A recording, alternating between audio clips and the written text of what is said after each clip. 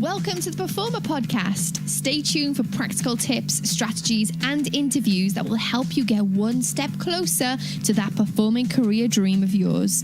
Hosted by me, Michelle Thole, success and performance coach for performers, a proud Hufflepuff, bopper, and a theme park lover. So here we go, on with the show.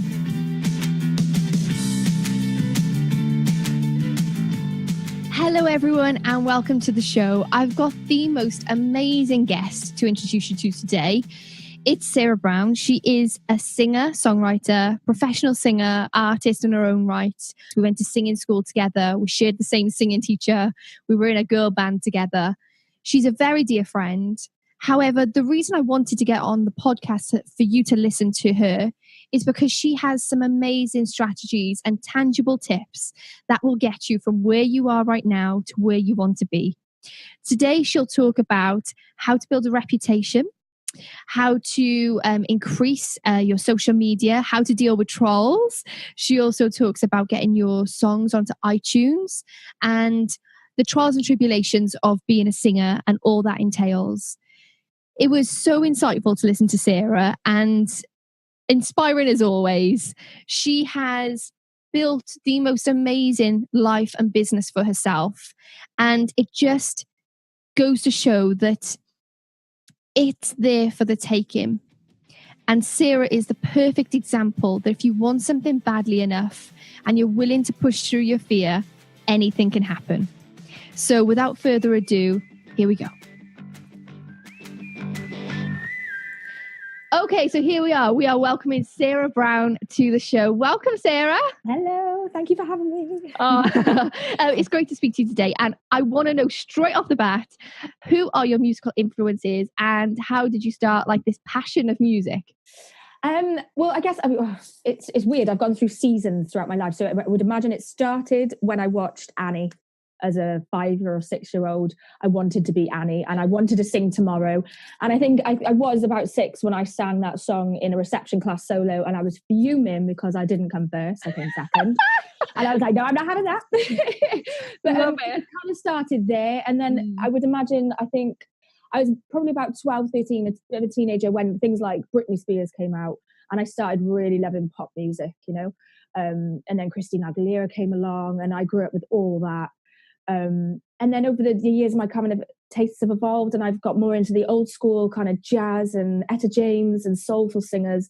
But it's always big voices. That's what I'm inspired by. I love a big voice. Yeah, definitely. Now, I was reading your website, sarahbrownworld.com, and I'm going to quote you a second. So people ask me where the hell I came from, and they're surprised when I say I've been here all along. It just wasn't the right time. So what do you mean by it wasn't the right time? I mean, any creative, I'm going to probably go into a long in-depth kind of... Go on, Sarah, we love long now. But I think creative people always kind of go back and forth between what you're told when you're younger. You grow up, you get a real job, you make a career, you get married, you have kids. That's how your life is set out for you. But with creative people, I feel this because I feel this because I've been chatting to a lot of creative people over the last year or so. We're all in the same boat. We get told this is what you got to do, but then you also get told, well, you can't be a singer because you don't make money from that. Well, the only way you can get money from that is to get famous, and it's like winning the lottery to get famous. And that's how we, in our kind of generation, grew up. Is you only made it if you got a record deal, or you were just in that right time and right place type situation.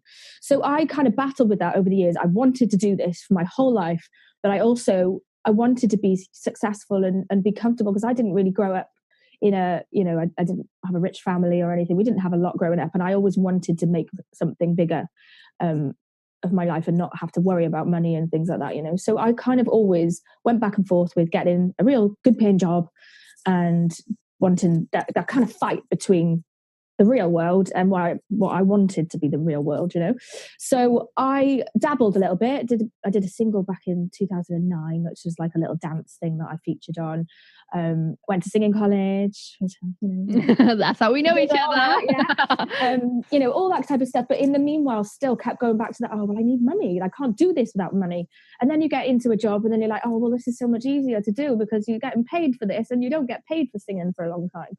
So I was there all along. I've been living in Cardiff now. Well, I lived in London for a year doing the singing college. And since then, I've been back since 2006. And I've been in Cardiff the entire time, still kind of doing it behind the scenes for myself, you know, learning piano, learning guitar, you know, singing on karaoke or whatever at birthday parties and all that type of stuff. But always wanting to, but never really knowing how. And then, was it 2015? I was just making little videos on YouTube, and Facebook video had just started then. And I made this little video of me singing and playing No Diggity on the ukulele. And it just kind of opened up a lot of doors for me. And I don't know, everything snowballed from there. And it was like I had this kind of epiphany of, do you know what? I can do this. Screw what people have told me my whole life. People will want to pay me to sing. So I'm going to try and do that as much as I can. And then I just went on an absolute rampage. And after one or two gigs, I was like, right, I want more. I was trying to seeking out different venues that would pay me to sing. I'm like, this is amazing. I'm getting paid to do something I love so much. So it all kind of snowballed from there, you know, and within a year I was doing it full time. And like people on the scene are just like, where did you even come from? And I'm like, I just wasn't ready. I didn't have that mental click of, do you know what? You're wrong. Society's wrong. You can do what you want to do. And if you can work hard enough at it, you can make a career out of your passion. And that's kind of what I mean by that break. It's like full stop, sister. I love that. It's so true though, isn't it? You know, like I remember, one thing I'm always big on is age, because I, at 22, got told I was too old to do an audition for a pop singer. And that was by a teacher in college. And that ate me up for years. I was like, well, I'm past it. I mean, Britney Spears was 17 when she came out. And these are the people I looked up to. They were really young, like teenagers when they first made it, you know, whatever making it is. And I thought, right, I'm past it. I can't do this anymore. I will have to get a real job, you know. And I did. And I went and was an accountant for a little while, ran restaurants, all this type of stuff. Because in the back of my mind, I just remember getting told by a teacher who was supposed to be the knowledgeable one, you're a bit too old for that, weren't you? And then it's just, I don't know, a couple of years ago, I was like, do you know what? Whether I'm too old or not, I don't want to like live this life having not done what I want to do. So I'm just going to do it, whether I'm too old or not. I love it. I wasn't ready really before, you know. Yeah, it's really inspiring to hear you say that, actually. It's so true, though. You know, I think especially as females, we get kind of we get a shelf life, or we get kind of made to feel like we have a shelf life. And I defy it. I don't care. If I still have a voice and I'm still breathing, I'm still going to sing. Why not? Hang on a second. This is like a truth bomb right now. If I have, what did you just say? If I'm breathing and I have a voice, I can still sing, can't I? Wow. It's true though, isn't it? That's what it's about. What else stops you? It's what everyone else tells you. You've got to block out the noise of what everyone else tells you. That's what it is. And it's going back to that mindset and that belief that you have. Somebody told you when you were 22 that you were too old, and it's interesting how long that plagued you before you could break that down and move forward. Yeah. So was it literally that defiance, or did you always know that was what was holding you back? It's one of many things, to be honest. I've always been a very shy person. I'm from a very shy family. Like my parents are quite, timid and stuff. And I've always been like that. So that secret performer was only in my bedroom. Nobody else saw that, because on the outside, I was quite shy. And I think it was kind of working in restaurants that kind of brought me out of my shell a little. And I kind of started being able to hold more conversations with people, and feel more comfortable in that kind of social environment. And because singing in front of people used to make me so nervous. So I really struggled with that for a long time. And then I think it comes with a bit of maturity and a bit more life experience. You start questioning what is your real purpose in life and what do you want to spend your days doing. And it's not about money a lot of the time. You kind of want to earn as much money as you can for when you're younger. But then when you get into the real world, you're like, well, actually, why? I'd rather actually wake up and do something I love.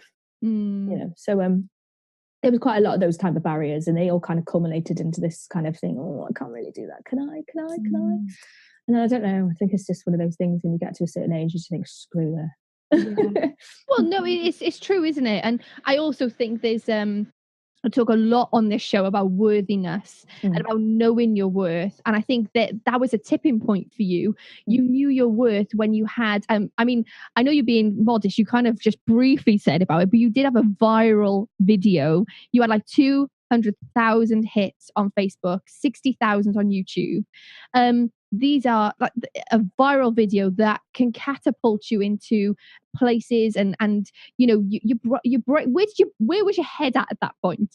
Well, I mean, I was at the time just kind of trying to get out in the world a little bit more, because I really wanted to sing for so long, and I'm just thought, all right, well, maybe one day I'll put a video out and like people might like it, So I think it's my second one I'd put up, actually.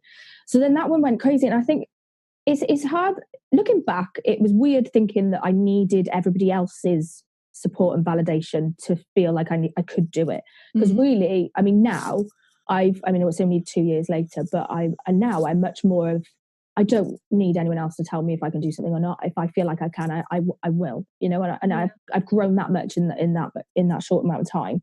But looking back, that is exactly what gave me the confidence to do it, was everybody's support. And and I still stand by it all the time. I have so many people that support me, people I've never met, that I chat to regularly online. And that support is it is overwhelming and amazing how much it does lift you up and keep you going. Like like that video alone, all of a sudden, people who didn't even know I could sing, because I never really shouted about it too much sometimes, if I'd met people that didn't know that I'd lived in London at any point or whatever, they'd still be really surprised that I could sing, or they'd discover my Facebook page and they'd be like, you didn't tell us you could sing. And I'm like, because I used to be kind of shy about it, But then with that video, like, people were just like, "Say, this is amazing." And I'm like, is it? Oh, yeah. Like, wow, maybe I am good.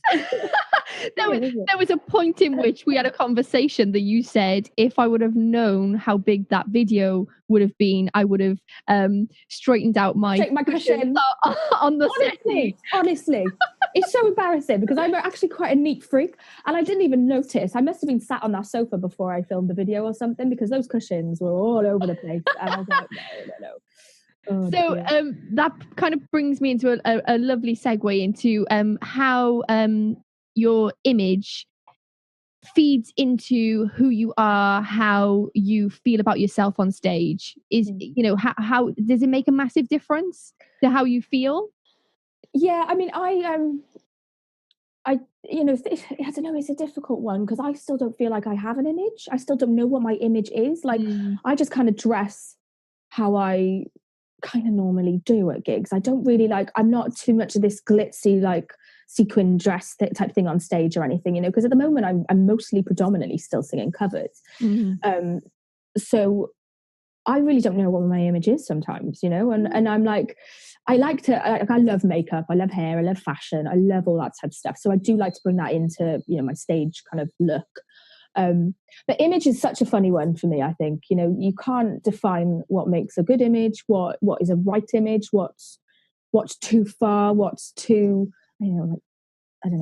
too risque, all that type of stuff. You just don't know. You see Beyonce wearing bodysuits on stage and nobody slams her for it, but then you see Little Mix doing it and they're like, oh, well, they're dressing too provocatively. Yeah. It's like, what's right or wrong? You just don't know. It's hard. So I still don't know where I fit really in image wise. I'm still finding that. So hopefully in the next few months I might have to find myself a little bit more. But it's just so hard, and you change all the time, don't you? Yeah. Like Madonna reinvents herself every couple of years, doesn't she? I tell you, what is interesting about what you're saying is you're actually being authentic to yourself, and that is your brand. And I don't think that's me kind of. Because I don't know. She's I wear black all the time. That's pretty much my thing. Yeah, and your Instagram is very black and white. I know, I love it. That's my house. It is. It's all black, white, and grey. Yeah. Whereas, behind you, you've got a picture of Gwen Stefani, and although she obviously wears black and white at certain points, but she's very colourful. That's her brand. So in a way, you do have an image, but because it's so intrinsic to who you are, you can't really differentiate between it because it's you. Yeah. Which I think is actually you winning at life. That's really reassuring, because I honestly because obviously I'm putting out singles at the moment and stuff, and I've got a new one coming out, and I was like, right, okay, well, what's all of the artwork to say, because it, a lot of people judge the picture first before they've even heard the song. So the image of the artwork cover is really important, and I'm like, well, I'm just going to make it black and white. Yeah. Do you know what's really interesting as well? Looking at your website, there's a colour picture of you. And I was kind of startled thinking, hang on a second, not that everything's black and white as in picture, it's still in colour, but you're wearing black and white and you're there with a denim jacket. Yeah. And I was thinking to myself, Sarah's gone for colour. Okay, I know. People were shocked, by the way, but it does. So that's the Madonna effect, isn't it? Yeah, I mean, because I don't want it to be too boring. Like, I do find that, you know, black and white and grey is my favourite, but it can look a little bit too boring, and I want things to stand out a little bit sometimes as well. So that's why, you know, wearing my normal kind of clothes but with red lips, you know, and that type of thing, just a little piece of something to stand out. Yeah. But, yeah, no, I'm glad you said that. I'm like, I don't have an image. Well, like I say, the fact that it's so authentically you is the reason why you don't think you have an image. And that's actually the best thing to be, isn't it? Authentic. I wanted to talk to you about establishing yourself as a singer in your local area. So at the moment, I would say you are, and I'm just gonna say it, the most sought after singer in Wales at the moment. You sing in cover bands, you also do acoustic songs, you're always in, like, you sometimes you have like 3 or 4 gigs a day. That is very unusual for the industry, but you're living proof that it can happen. So how did you set that up? How did you create that lifestyle for yourself? Well, I think the first important thing to think is success doesn't happen in a day, or it's not a straight line. You know, it started small and it snowballed and snowballed, and now it's got to the point where I don't even have to chase gigs anymore. They just come to me. The work just comes in. I don't even have to worry about it now. So it's starting point, like I say, I mean, that video really opened things up. You know, I started getting inquiries from events and things. They were like, oh, you know, saw your video, just wondering if we can book you for this event, you know, which is great. So a couple of offers started me off. And then, like I said, when I realized that people wanted to pay me to sing, which I didn't realize is an entire career. You can make it. There's lots of people doing this, and I never realized before. I'm like, what? If I'd known this like 10 years ago, I'd have been doing this. You know. Well, you weren't ready, were you? Like, no, totally. You wasn't right there yet. Like, I'm obviously like now my own boss. I'm making the most money I've ever made in any job I've ever done, and I'm just like, and still sometimes look back and think I can't even believe or know how I got here. In some ways, but definitely, you know, I'm because I think a lot of what I did in other jobs has really helped me to be my own boss. You know, I'm quite, you know, motivated. I'm quite organized. I know quite a lot about marketing companies and brands, and bringing in sales is, you know, something I'm kind of used to. So when I kind of translate that into being my own singing business, I go out and I seek gigs. So I will contact as many venues as I can think of that might do live music, or I would just Google live music South Wales and I would find venues. I would email them. This is my promo stuff. I paid, and you know, a lot of the time people want a lot of things for free when they're starting out. But I always wanted quality and people to kind of appreciate my business as well, and work, because there's a lot of people I worked with 2 years ago and I'll still work with them now, you know. We've always kind of had that kind of understanding. I will pay you for your good quality product, which is, you know, a promo video or a recording that I can use to get myself gigs, because it pays for itself once you get gigs from that, you know? So I did things like that, created my website. I'm very lucky that my brother's a web designer, so I got that very, very cheap.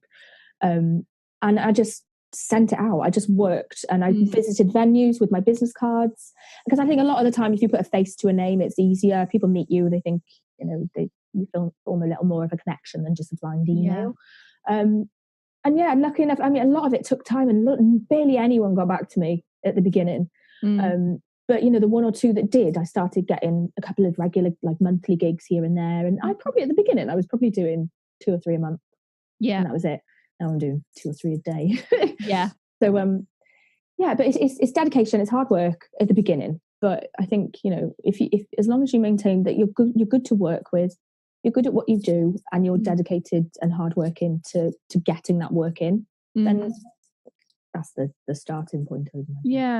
So how did you deal with the vulnerability it takes to put yourself out there? Oh, it's taken a long time. It's still hard now. Like, for example, like people will come up to me in gigs and say, "Oh, can you sing something more upbeat?" And I'm like, I just sang Brown Eyed Girl. What is more upbeat than that? And then I start going into this, oh no, they hate all the songs I'm doing. I'm gonna have to completely change my set list. And then like I'm thinking this as I'm singing the next song, and then I'm like, because now it's kind of like autopilot. A lot of songs I'm singing, it's kind of like, so I've got a very oh yes, we need to make you aware that we have an amazing dog called Dexter, the Come on then. dog. He's been whining to come and sit on my lap for the last minute. Occasionally. Come on then. He just wants to be nosy and see what's out the window. Well, it's still something I still struggle with. Like I think one of the things that's really hard to do as a creative or artistic type person is comparing yourself to others. Well, I think it's not even just us creative types. I think it's typical of a lot of females, definitely. But I really struggled. Like, as soon as I kind of realized I really wanted to go for this and wanted to make a full-time job out of singing, I started kind of looking at what everyone else was doing and where they were playing and what songs they might have been singing or what they were wearing at gigs. And that used to make me just, I don't know, I used to freak out. Like, oh, I need to get better outfits. I need to get better songs and I need to learn more songs and I need to, I'm not playing there. That means I'm not good enough. And, all that, it's ridiculous. Looking back now, I'm like, that is crazy. But I think it's a very natural kind of feel when you're starting any kind of new venture is you're going to compare yourself to people that are already doing it. But what you are definitely doing is comparing your day 1 to their day, 50 or chapter 1 to chapter 50. Yeah. So yeah, that kind of does make you kind of feel a bit vulnerable when you're putting yourself out there and you're like, I constantly worry about what other people think and I'm getting better at not doing that. Mm-hmm. But I will literally be like midway through a song and I'll see somebody talking to each other and I'm like, oh, they're not listening to me. Is this because my voice isn't good, or is it because they don't like this song? And then I'm looking and I'm like, oh, actually, no, they've got 2 empty bottles of wine on their table. They're probably just having a bit of a drunken chat, to be honest. Let it go. Yeah. So, yeah, but it doesn't go away, I don't think. You've just got to kind of learn to just relax about it, things like that. It's you just bringing up so many good points. I'm just writing them down, thinking, because there's something called ego fear, which is it's all about me or and that ego fear will completely get you in your head and out of the performance. Yeah. So is there a way? Yes, is there a way that any tools or strategies you use that when you're in that thinking mind, like, oh my gosh, they're doing this, that kind of clicks you back into the performance so you can forget about it? Yeah, definitely. I mean, I don't do it so much anymore. I have kind of trained myself out of it. And if I find myself doing it in a gig, or because sometimes it could be just, you just get days, don't you? Everybody gets days, and because I gig probably 5 or 6 days a week, mm-hmm. It's going to happen that there's going to be a day where I'm doing a gig and I feel pretty crappy.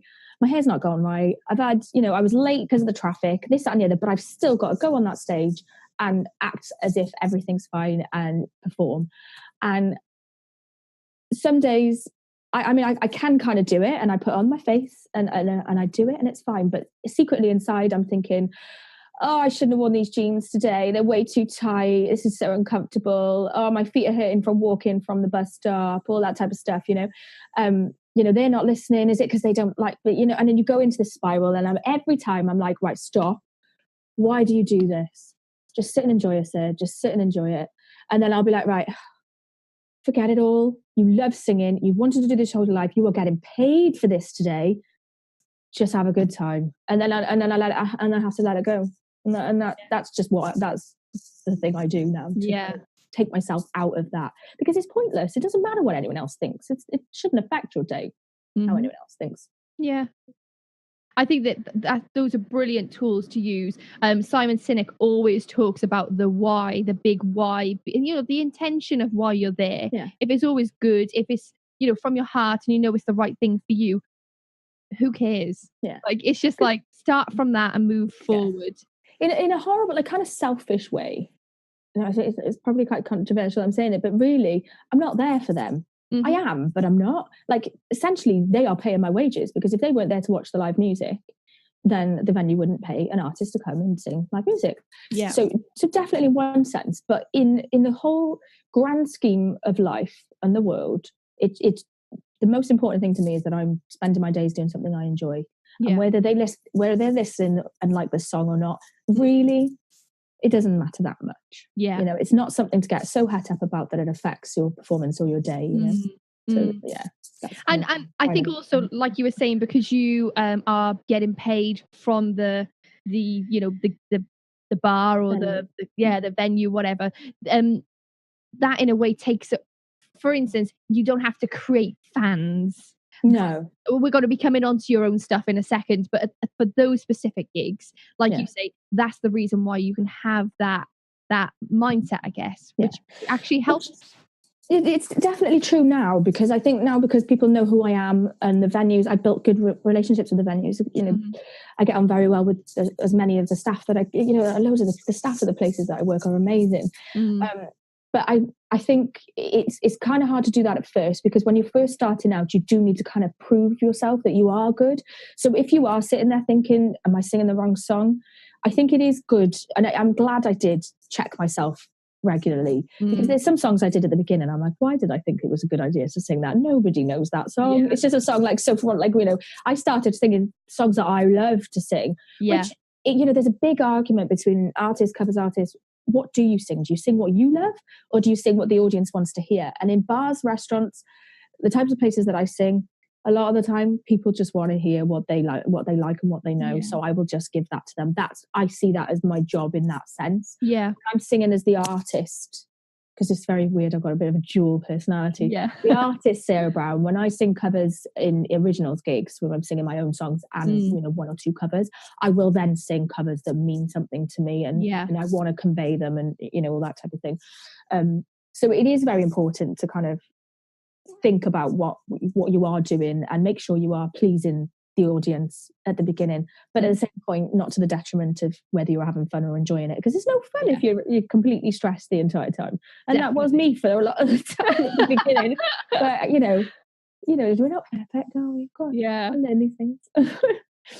So that brings me very nicely into Sarah Brown the artist, because we've now talked about Sarah Brown the professional singer. We're now talking about Sarah Brown the artist. So I know you personally, and I know that we both are songwriters, and it's been a passion of yours for a long time.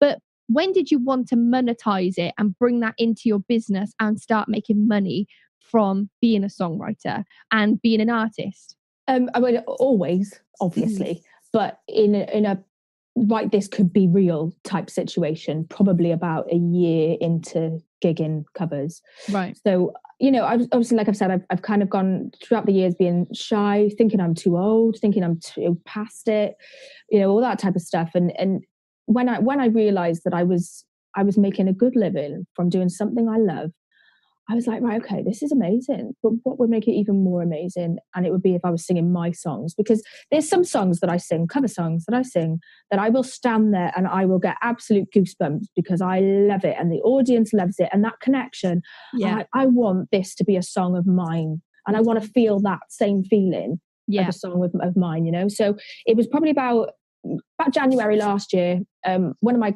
the guitarists that I work a lot with, we duo a lot around Cardiff.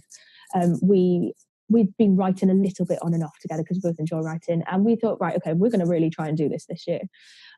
So we wrote one tune, and it led on to another and another and another, and then we started getting them recorded. Because, like I say, I'm quite like, once I put my mind to something, and right, I'm going to do it. So I think by March we started recording. We've got a load ready now.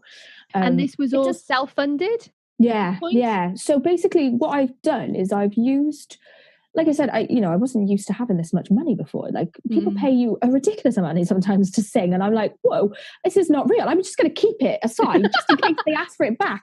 And I managed to save a lot of money, and that I basically turned all that money and put it back into the artist side of things, because it's not cheap.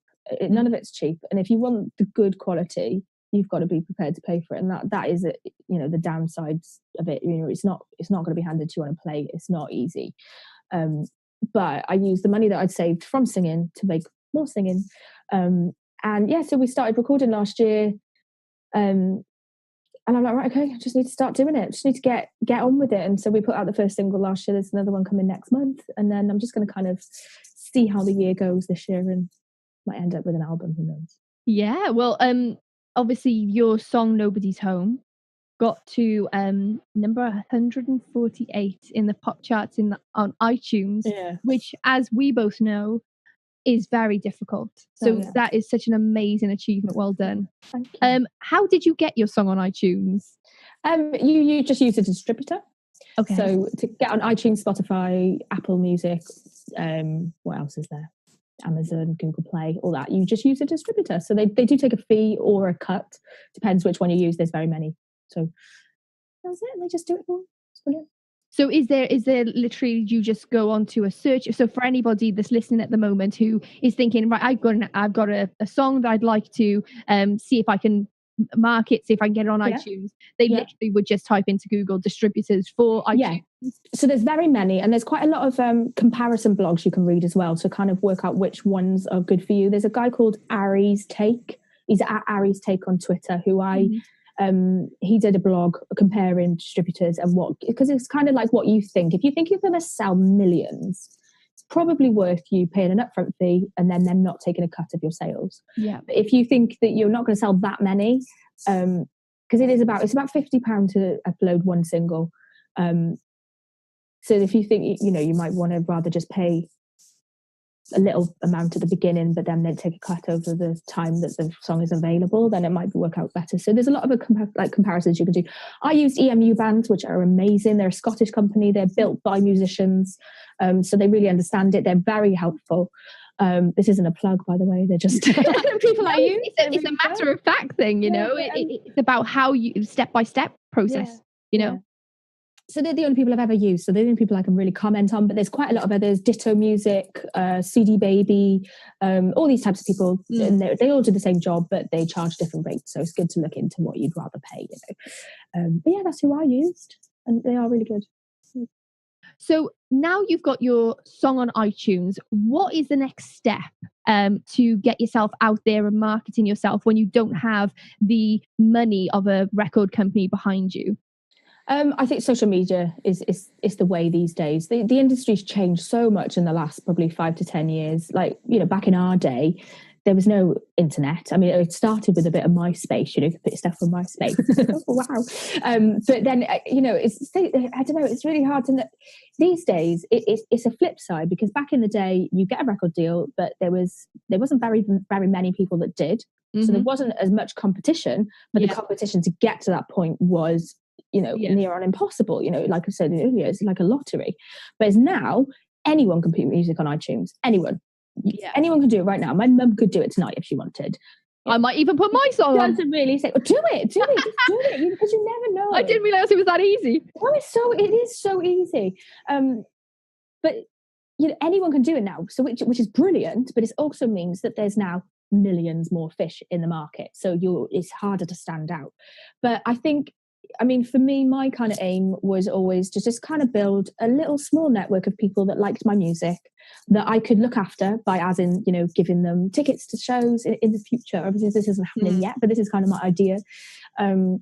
And, people that just love my music that I can get to know, and I can feel like I'm building a bit of a community. And I'm not talking thousands. I don't really want to be famous or anything like that. I couldn't really think of anything worse than being pestered while you're walking down the street, Yeah. But I just want to, if I was just a cover singer the rest of my life, I think I'd still be happy. I really would. But the sideline of putting my own music out there, the feeling of having your own music out there and people singing it to you, like I literally a couple of my friends have sent me videos of them singing along to the song, or the babies dancing to it, because a lot of my friends are like having babies at the moment, and I'm like, that is just, that's amazing, absolutely amazing. Yeah. And I can't remember if that was answering your question. All right, so I kind of, so for the listener at the moment who, like I say, let's say they've got their song on iTunes, only have their mum and their auntie and their friend buy it. How are you going to then, it's really interesting you say about community, because I talk a lot about being 1 mile famous rather than being Wembley famous. And building that community of 1 mileness, so the people in your 1 mile radius know exactly who you are. They know that you're the best at what you do, and that you're available if they need you at any point. So you then got money, which I think you are the perfect example of. And that's what I'm saying. How, for instance, if you literally are just your house famous, how can you expand that into your 1 mile famous?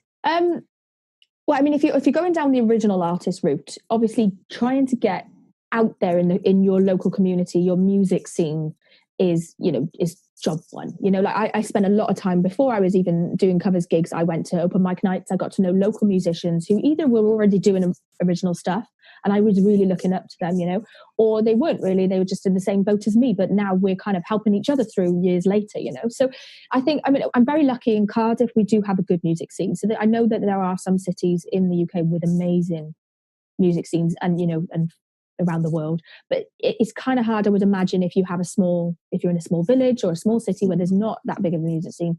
That's kind of going to be a bit harder for you. So then I'd say social media is the next step. Yeah. And like I say, anyone can put a song on iTunes, anyone can open a Facebook page, anyone can open an Instagram, Twitter, and start posting content. That is exactly all you need to do to start, because you'll find once you start posting content and you're hashtagging things, there's another entire field about social media, which we've talked about before, haven't we? It's a minefield of things to know that can really help, but they really do. And if you spend time researching, there's so many people online.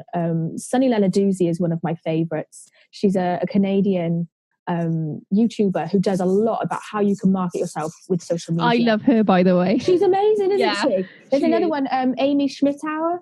I haven't heard a Blog Like a Boss. She's written a book called Blog Like a Boss, and it's really cool. But she's not a musician, and I found that's something I've found a little bit harder is translating this into a music sense, because a lot of these are geared towards businesses, which are film yourself. If it's a restaurant, film your food, film your waiters. This, and I'm like, okay, well, as a musician, all you can do is film your music.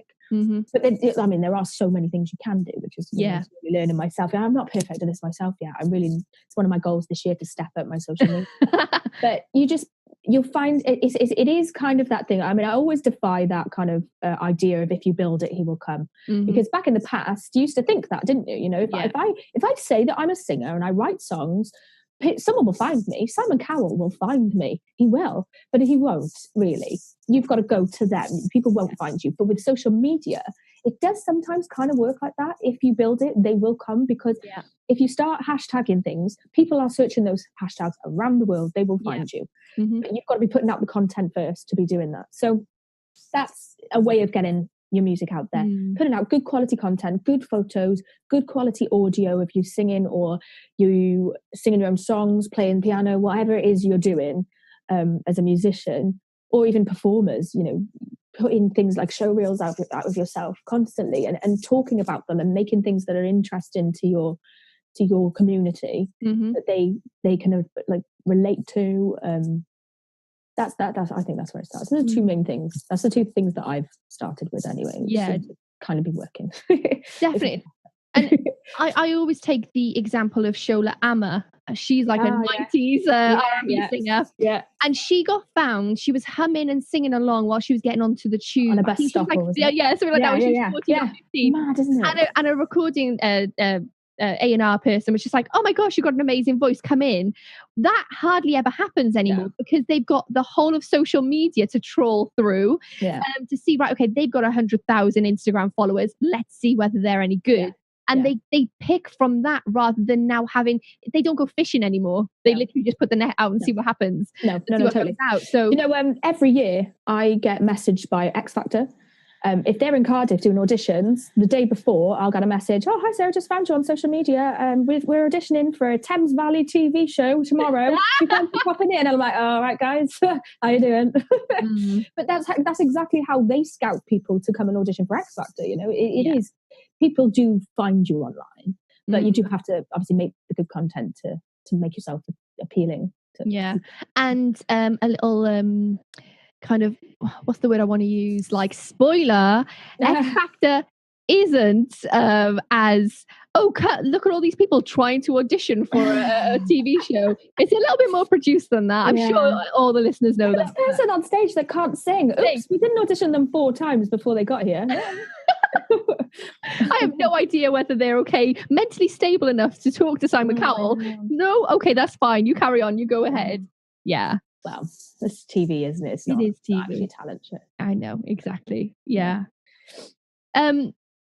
What is life like as a professional singer? Oh, it's fun. It is fun. Like I actually I joke all the time, like, because everyone goes to work on a Monday except me. And I'm like, oh, guys, just in my pajamas, with my coffee, watching Friends. So it's lovely being self-employed. I mean, at first it was scary because obviously I have a mortgage to pay. So I can say this now, 2 years in, because I'm now stable with, like I was saying, gigs come to me now. I don't have to chase them as much as I used to, but it was very scary at first. I think a lot of people who are self-employed say the same thing. You worry about where your next payment's coming from. And I think anyone with a business does. Oh, definitely. And you're awake at night replying to emails, thinking frantically, what I need to reply now, otherwise someone else might get this gig, Yeah. So there is a lot of that. And so the first year was difficult, and I had a lot of setbacks. I worked for some agents that never paid me. I was in processes to take them to court to pay me, which never worked out, and just lost that money. I've paid people for services and never got them. There's lots of things that have happened that have kind of made me stronger now. And I can sit here where I am now and be like, I am still, even though it was hard, so glad I went through it all and I'm at this point now because I love it. I love the fact that I get to go and sing every day, well, most days, and it's just, honestly, if I told my 7-year-old self that this is what I'd be doing, I'd be like, no, really? Okay.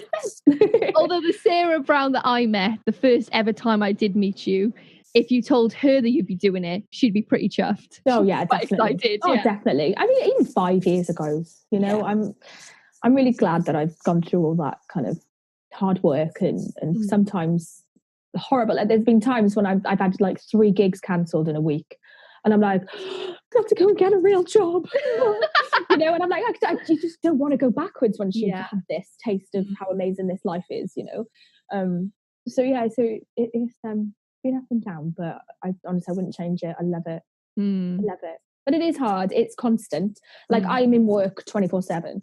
I am, really, because I'll get venues, like a lot of venues, you've got managers working in places that are open till 4 a.m. So at 12 o'clock, they're deciding to do their next month's gig rota. So they're calling you at 12 p.m. when you're just getting in your jammies because it's your day off. And and they want to talk about booking you for the next week, but you've got to answer because you need those gigs, So there's a bit of back and forth. There's obviously always pros and cons, but the cons do not ruin the pros at all. How long was it before you went full time as a singer? Because I know you said you had jobs in between. Did you phase it out very slowly, or was it literally nope, this is it, I'm done? No, I did phase it out slowly. I kind of trying to be sensible, and I think that's another reason why I wanted real jobs for so real. I keep saying real jobs, you know what I mean? I know what you mean. As I want to be sensible. I have bills to pay like everybody else, so you want to make sure that money's coming in, and you can't just quit your job and be like, right, I'm going to be a singer, I'm going to do it. I don't know how I'm going to pay my bills, but it's not. You can't really do it like that. I started dabbling, then I realised that I was working at 9 to 5 at the time, and I was getting so tired because I was starting to gig in the evenings, and then I was gigging on Saturdays and Sundays, and I wasn't getting a day off. So I went back to waitressing because I was like, do you know what? Screw it. I don't even care what anyone thinks about being 32 and going back to waitressing. It's going to help me because I'm going to be able to swap around shifts a lot easier. I'm going to be able to lie in a little bit later so that I don't have to be up at 7 to go to work when I've just getting in at 1 a.m. the night before. So I went back to waitressing. I was doing 4 or 5 shifts a week, and it got down to I was gigging so much that I was only managing to fit in a shift of the waitressing probably once every 2 weeks. And I was like, do you know what? I love it. I actually really enjoyed waitressing. You get to the people I worked with were amazing, and I do actually quite like that job in some ways. But I was like, I've got to let it go. It was getting too much, I wasn't getting a day off, and I had to let it go. So it got to that point for me, and that was when I was like, right, okay, I think that I'm okay enough to quit my job now. So I sacked the bar.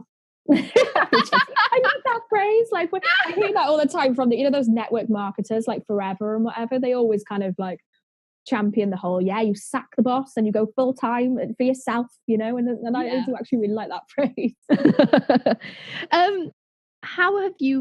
Do you have any tips and strategies to combat getting on stage and being nervous and that kind of feeling of I don't think I can do this, or it's still something that I still get, if I'm honest, not on stage as much, really not.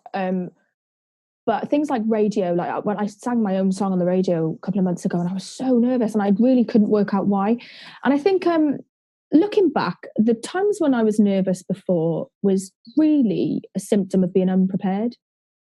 So when I was first gigging, I did used to get nervous quite a lot because really I didn't know all my lyrics. I didn't know what I was going to say in between each song, or if I was going to say anything in between each song. I didn't really know how I was going to be, but I knew I just had to do it just to start, and I've slowly learned over the time, what I'm going to do in those instances. But I really do look back. The times I only get nervous now is if I know deep down I'm not quite prepared for this. So preparation is massive for me. Now I know so many of these songs inside out now. I don't even, like I was saying, a lot of the time I kind of just wander off in my mind thinking about something else while I'm still singing these lyrics, because I know them so well. But yeah, I mean, I'm still kind of, when it comes to the artist point, I'm still getting a little bit of nerves here and there about that, because it's new. It's still new to me. And I think that's a lot of, I would imagine people on the West End, for example, they're doing these shows day in, day out. I would imagine they don't get nervous, because do you end up, it does become a job. And do you get nervous? You start a new job, for example, you get a new office job. The first week or so, you are like, ooh, are they going to like me? Where do I go for lunch? Where's the toilets? Do I offer everyone a coffee? That type of thing. Once you've been there a couple of weeks, you settle into it and you know everything. You know what to do. You know your job. You know the people. And those nerves kind of go away, don't they? And I feel like it's the same with singing. Once you know how prepared you are and you know what you're doing, you don't need to get as nervous. And especially when I think experience really helps as well. Yeah, definitely. I think back to when I've been nervous, and it's never been when I'm in my comfort zone, because there's going to be a point in which, for instance, you do your first ever gig as an open mic. There's like 5 people there. You're nervous. You go there the second week. There's still the 5 there. You're still nervous, but not as much. You go there again. It's safer the second week because you know nothing went wrong last time. Yeah. But then you kind of get like a comfort zone of audience numbers. Yes. So, okay, I know that I'm comfortable with 10, right? Okay. And then you get nervous then when there's 15. Yeah. And then when I was singing in the London Palladium, it was just a bit like, whoa, there's thousands of people. Yeah. But as soon as I got off stage, I was like, I did it, which means I'm ready then to level up again. You could do that again and you wouldn't be as nervous. Yeah. That's exactly what it is. Yeah. And I think it's a growing into, isn't it? Yeah, definitely. Because I used to really suffer to the point where I would shake so much that my voice would quiver. And then it'd be even worse then, because I'm like, my voice is quivering, I sound awful. And then you go into this shell of, oh, this is awful, I am not enjoying this, it's horrible. But honestly, I think just getting more experience and doing these things time and time again, because what you were saying about this audience size, that really bothered me when I first started gigging, because I used to hate it when there was only a few people in the room, because I could feel their eyes on me. Whereas if there was like 60 or 70, you can't see all those people at one point. You can't tell if they're all looking at you the same, because you just physically can't. So I used to feel a little bit less intimidated then, so I wasn't as nervous. Yeah, definitely. Can you think of? Well, actually, I want to ask you a lovely question. A lovely question is, what has been your favourite singing experience? Oh, I find that so hard because there's so many. Or most memorable? Oh, it's so hard. Honestly, there's so many that stand out, and like I know for a fact, whenever I sing "Proud Mary" by Tina Turner at a gig where everyone's, there's a lot of people there, we're all dancing, the lights are going, when I sing that song, I remember that feeling all the time. Yeah. Mm-hmm. I just stand there and I'm like, I'm going to embody Tina right now. Yes, I am her. Oh, I do. I love it. Is that something you can use to like anchor you when you're fearful? Like, right, okay, I'm just going to get into my Tina Turner. Yeah. Well, it's like exactly like Beyonce and Sasha Fierce, isn't it? She just has this like persona. Because when I first started, I used to joke that I used to say, I'm just going to be like Beyonce as soon as I walk on that stage, and I used to think a lot of the time, and that used to really help with the nerves and things. I used to be like, what would Beyonce do right now? She'd own this, just go for it. Like, stop worrying about the little things, But in terms of memorable gig, I keep thinking to myself, I've always said that I want to do Glastonbury, and I would never go until I was singing there. Yeah. So I really do hope that in the next few years I get to do Glastonbury, and that will always be my most memorable gig, and I'll be able to answer that question more solidly in the future, because hopefully my best gig has not happened yet. Yeah, I love that. I love that answer, because it's so my best gig hasn't happened yet, because it's coming. There's so many things. I mean, can you imagine Wembley? Yeah. I don't know. I've got a few more questions before we end, and this one is more of a being a woman, being the face of your company, being on social media, and the trolling, the negativity, the weird male attention via the messaging. If you're catching my drift, have I talked about that in the past, or are you just guessing? No, because it happened to me and it's freaked me out. So, I thought I would ask, because anyone who is the face of their company has dealt with this in some way, and I want to know, have you experienced that first off, and if you have, how have you dealt with that? I've pretty much everything you described I have had. When it first started happening, I mean, it started, the social media messages from randomers I'd never met started after the No Diggity video, so back at the beginning, really. And I get these messages, and I'm one of those people that always feels compelled to answer, because I'd hate it if someone took the time to message me and I didn't reply. So my gut instinct was to reply, and so I'd get these messages just like, "Oh, hey, you're so beautiful," which is lovely, really, and I'd be like, "Oh, thanks," and then the next one would be less tasteful, and then I'd be like, I don't know what to say to that, and I don't like it, so I'm just going to ignore it, know. And then I felt awful, because I don't like ignoring people. So that's such a British thing to say, I know, Sarah. It is, I know, but still, conditioned as British people. Now I get quite a lot, and I just ignore it, and if it's really distasteful, I'll just block them straight away, and it feels slightly harsh still doing that, but you've just got to, I get so many important messages on my social media for gigs or things to do with the artist stuff, that I don't really want it to be clogged up with messages like that. I'd rather just block them. I don't want to hear from them again, if you know what I mean, if that's the type of thing they want to send me. So that's obviously the one thing, and it's typical of a lot of females I know, whether they're in this industry or not, get that, and it's one of the kind of pitfalls of social media, I think, is that anyone can message you. What I've had quite a lot since in the past year, I say, is people phoning me through Facebook, because that became a feature about a year ago, didn't it? And I started getting these random phone calls of people in other countries that I didn't even know. What is this? But anyway, obviously I never answered. So I just ignore them now. I just block them, just ignore them.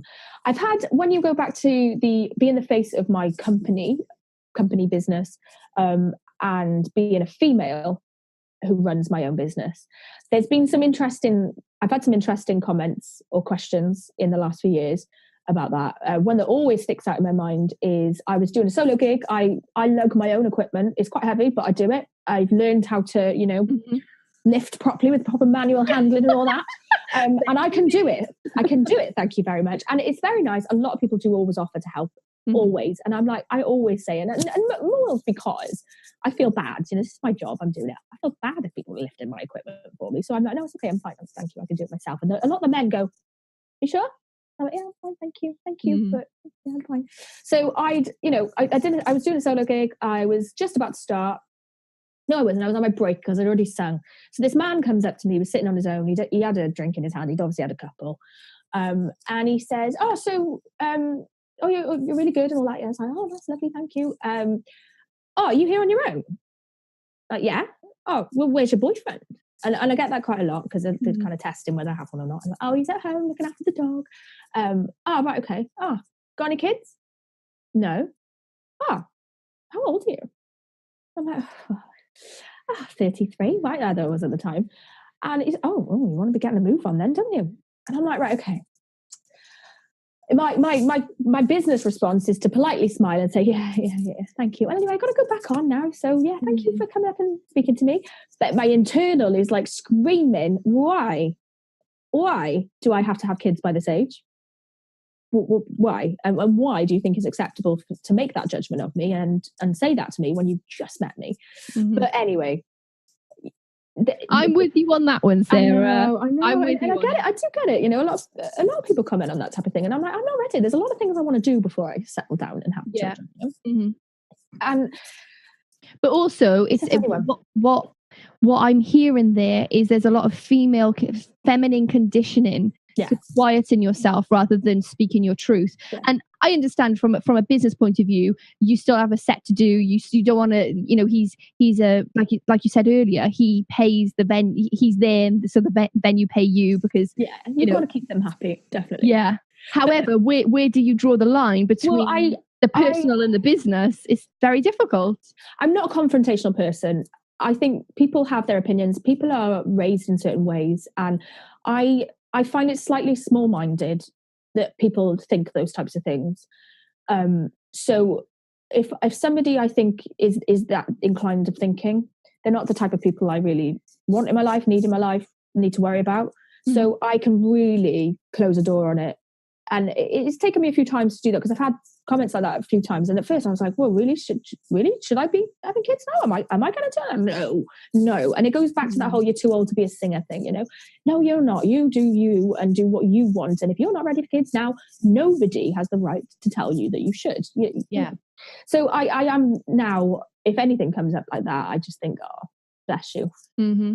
You know, poor you that you're so small-minded that that's what you believe. Yeah. But you carry on doing you and thinking that I'm going to carry on over here and do what I'm doing. And that's that. Yeah, totally. I mean, I had one before where I was with my guitarist and we had just done a duo gig and a man came up to him and said, oh, you guys are really good. We're getting married next year. We'd like to book you for our wedding. And the guitarist said, because I run the bookings, oh, just speak to Sarah. She'll have all the information for you. She'll be able to give you a card and a quote and whatever. Oh, well, she's the boss, is she? Yeah, she kind of is. Yeah. Oh, yeah. Don't worry.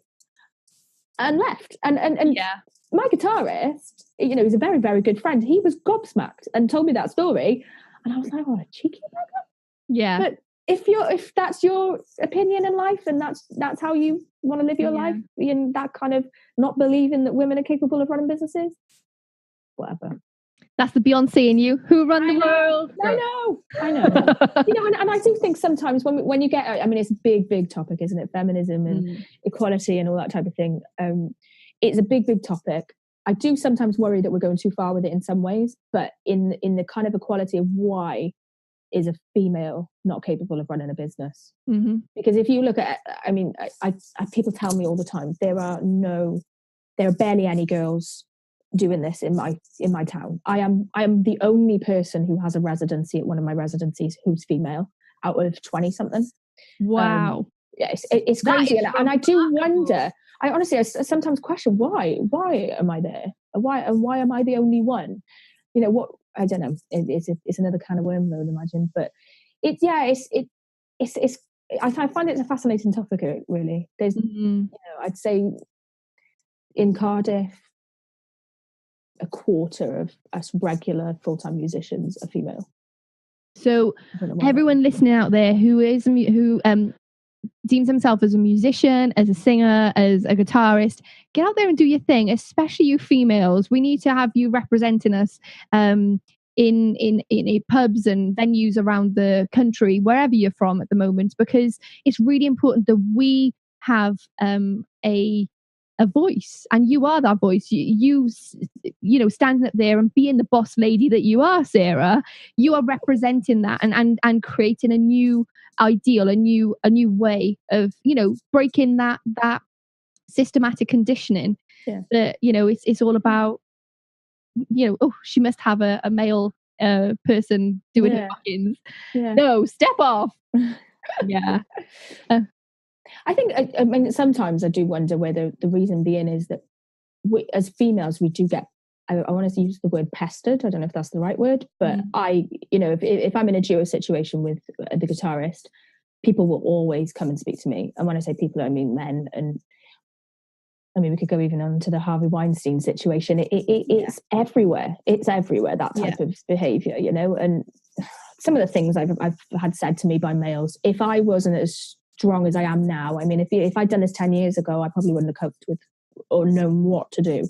Yeah. When some of the situations I've been in have arisen, whereas now I can deal with it, but it just makes me worry for the younger girls coming up, the way that it's acceptable to be spoken to when when you're on the stage, and it's like, but it doesn't mean that you have the right to say those types of things to me. It's, but it's another topic I would imagine. We could do an entire podcast on that. Anyway, feminism and the music industry. Honestly. So some quick fire questions. What is your process for creating songs? There's no one process. They can pop it into my head at any point when I'm boiling the kettle or I'm driving, or I can sit there and be like, right, I need to write a song. To be honest, that's normally the hardest way, is when you have to do it. You can't do it. But it really varies with me. I know there's a lot of people out there that have a really good structure of how they do it, and that I think they probably end up writing a lot more than I do for that reason. But I still haven't found my perfect scenario of how to write a song. It normally comes from a big emotion, if I'm having a particularly hard day. What is one piece of advice that you'd like to give to the listeners or the watchers right now that you wish you would have known starting out? Just do it. Not worry about what people think. Just do it. Just let all that kind of, all your fears, all of it go, because life's so short and it'll pass you by in a blink of an eye, and you won't have done what you really want to do with your life if you don't just do it. And with that, I think that is the perfect ending. Thank you so much for joining us today, and for sharing your knowledge with us, because you're living the life that most people would love to live.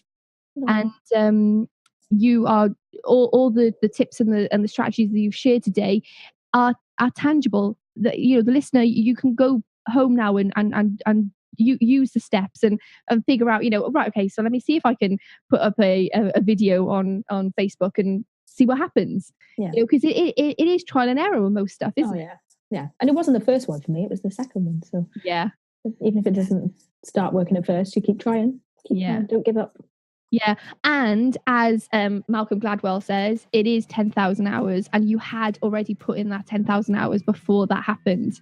And I know you, and I know how hard you've worked, and how long the process has been. It's not an overnight success. You really have grinded away as you've gone on, and now you are, getting the fruits of your labour. So honestly, I'm so privileged to call you my friend, but thank you so much for being here. Thank you for having me. I've had so much fun. Yay!